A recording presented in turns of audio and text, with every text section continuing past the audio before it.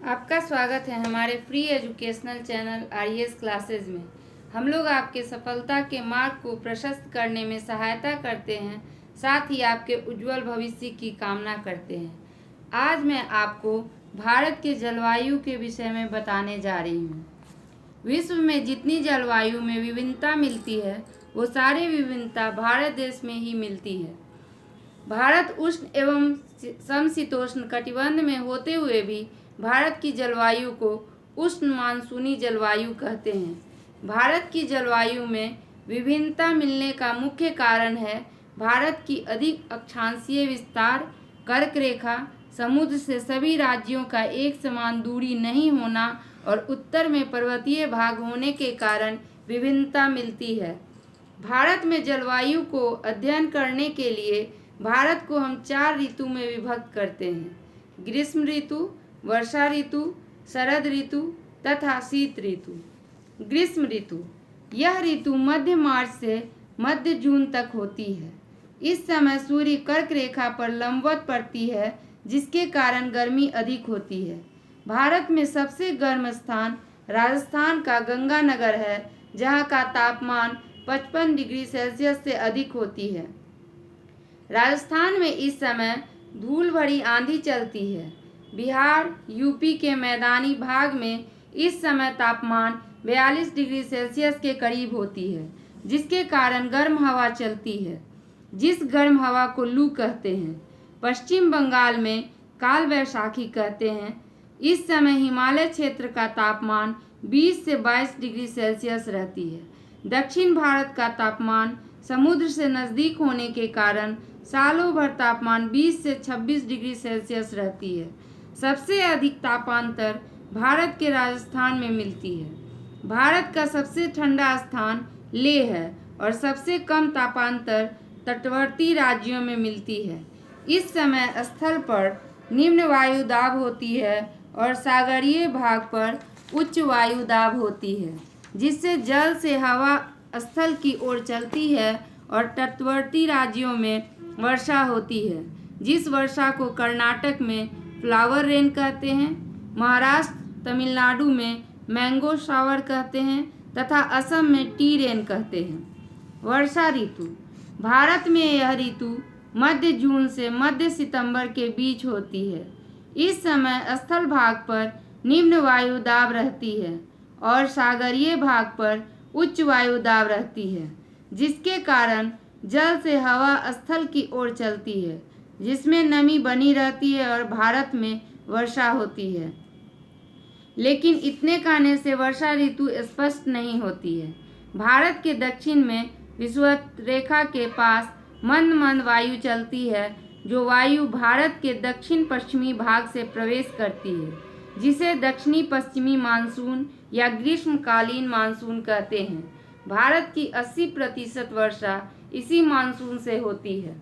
दक्षिणी पश्चिमी मानसून भारत के प्रायद्वीपीय स्थिति होने के कारण 2 भागों में विभक्त हो जाती है। अरब सागर के तरफ, जिसे अरब शाखा मानसून, तथा बंगाल की खाड़ी की तरफ, इसे बंगाल की खाड़ी शाखा मानसून कहते हैं। अरब सागर शाखा मानसून, अरब शाखा मानसून फेरल के नियमानुसार दाईं ओर मुड़ जाती है और केरल, कर्नाटक राज्यों में पश्चिमी घाट पहाड़ के नीलगिरी, अन्नामलाई, इलायची के पहाड़ से टकराकर केरल, कर्नाटक राज्य में पश्चिमी ढालों पर वर्षा करती है और पूर्वी ढाल वृष्टि छाया प्रदेश में रहती है। भारत में सबसे पहले वर्षा दक्षिणी पश्चिमी मानसून से केरल राज्य में होती है।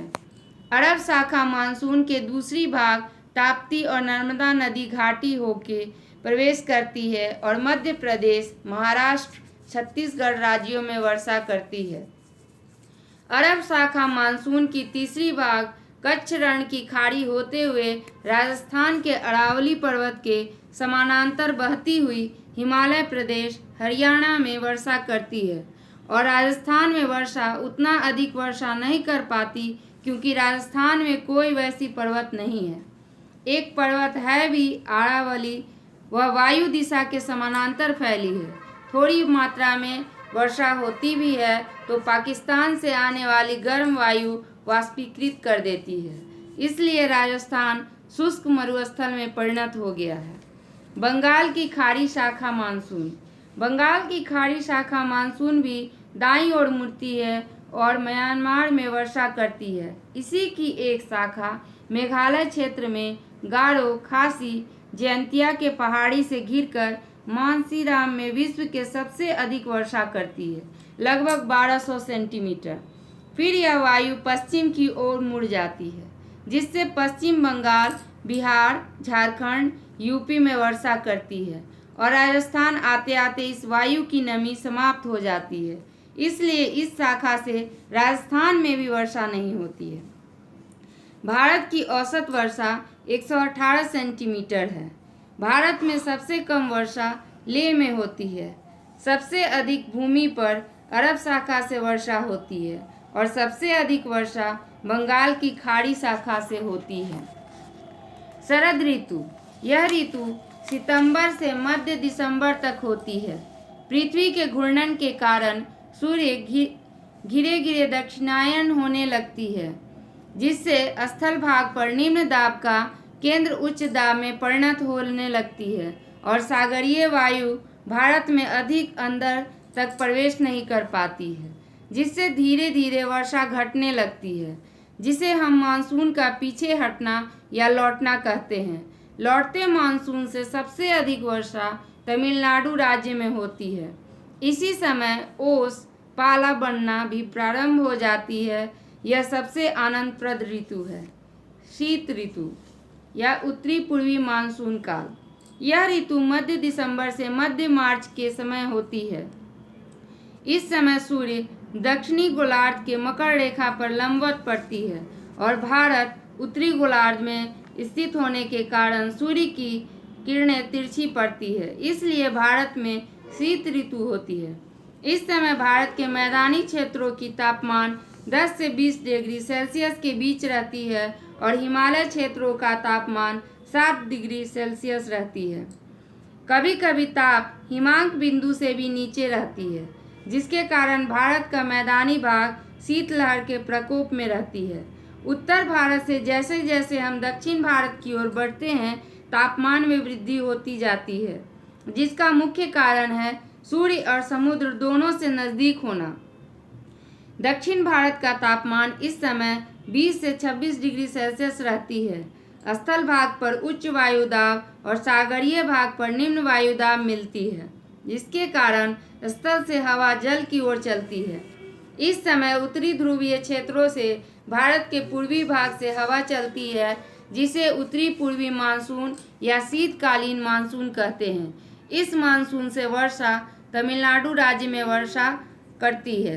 पंजाब, राजस्थान, हरियाणा में जाड़े में जो वर्षा होती है वह भूमध्य सागर से आने वाली पश्चिमी विक्षोभ के द्वारा वर्षा होती है। इसका प्रभाव बिहार से पटना तक रहता है। आज के इस वीडियो में इतना ही। ज़्यादा से ज़्यादा परीक्षा उपयोगी वीडियो के लिए हमारे चैनल को सब्सक्राइब एवं लाइक कीजिए। धन्यवाद।